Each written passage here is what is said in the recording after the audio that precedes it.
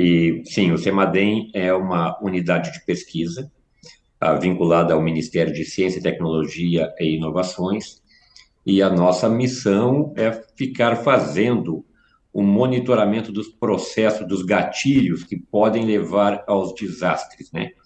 O CEMADEM atua em uma das pontas de um sistema de gestão de risco.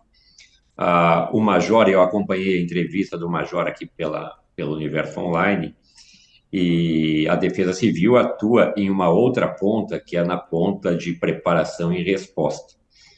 Mas um sistema de gestão de risco envolve também outros atores, que não apenas os atores de ciência, os atores de defesa civil, mas outros elementos importantíssimos para a gestão de risco por exemplo, a comunicação. A comunicação é essencial, né? Quando nós comunicamos, e os senhores que trabalham com comunicação sabem muito bem de que não basta comunicar, mas é preciso saber o que comunicar, e a linguagem de comunicação tem que ser importante para quem vai receber e não para quem emite o sinal.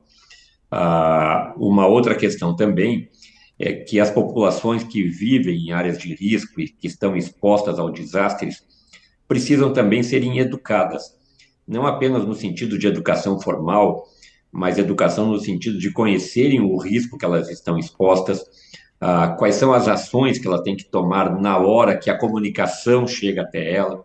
Ou seja, existem algumas atividades que não exigem grandes investimentos e que podem fazer grande diferença num momento como esse que nós nos deparamos nesse final de semana, e que são momentos e que são eventos rotineiros do Brasil, né?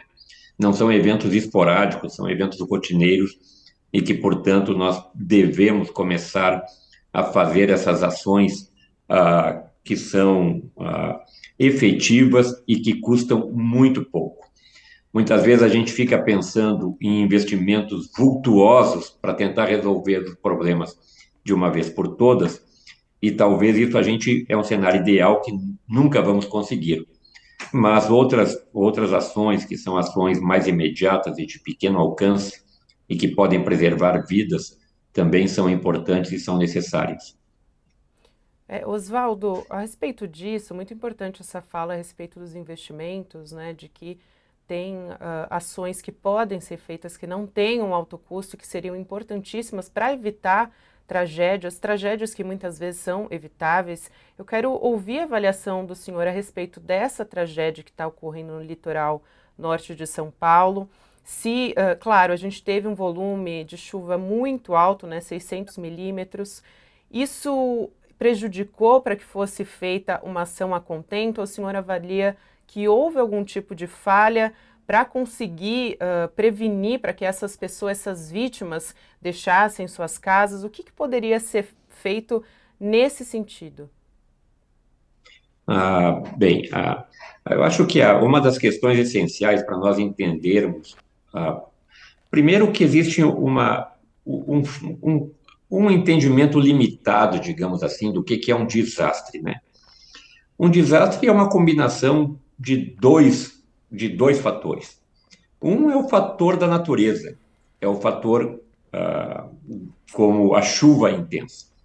O outro é um fator antrópico, que são as ações do homem. Sobre os fatores da natureza, nós temos pouco ou quase nenhum controle. Nós não somos ainda capazes, e talvez nunca vamos ser capazes, né, de evitar uma chuva, uma precipitação intensa. Mas, por outro lado, as atividades antrópicas são aquelas sobre as quais nós somos os responsáveis por isso. Só que no Brasil, nós temos um cenário que talvez seja a consequência da alta desigualdade social, que nós possuímos mais de 40 mil áreas de risco, e isso eu estou contando apenas 1.000 municípios do Brasil, que são os municípios que o CEMADEM monitora, tá?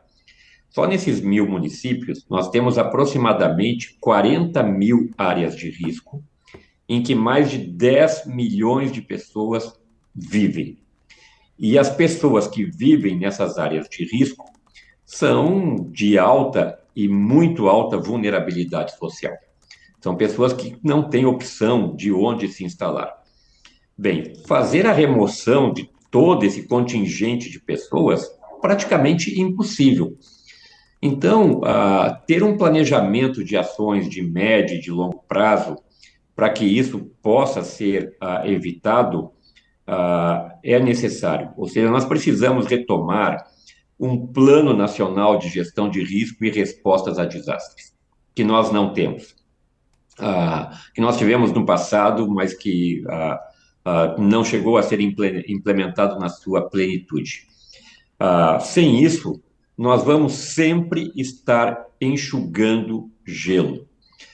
Esses eventos vão se repetir e novas tragédias como essas vão se repetir e nós vamos estar novamente daqui, talvez ainda nessa estação chuvosa ou talvez na estação chuvosa do litoral do Nordeste que está se aproximando, nós vamos estar conversando sobre esses mesmos assuntos como já conversamos o ano passado.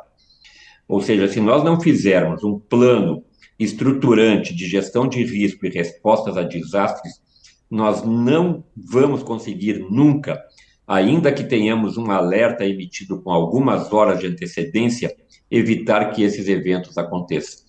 Ou seja, a minha O senhor avaliação. poderia dar.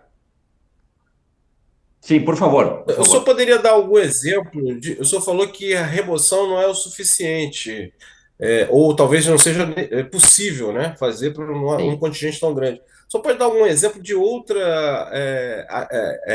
iniciativa que os governos possam tomar para fazer essa prevenção?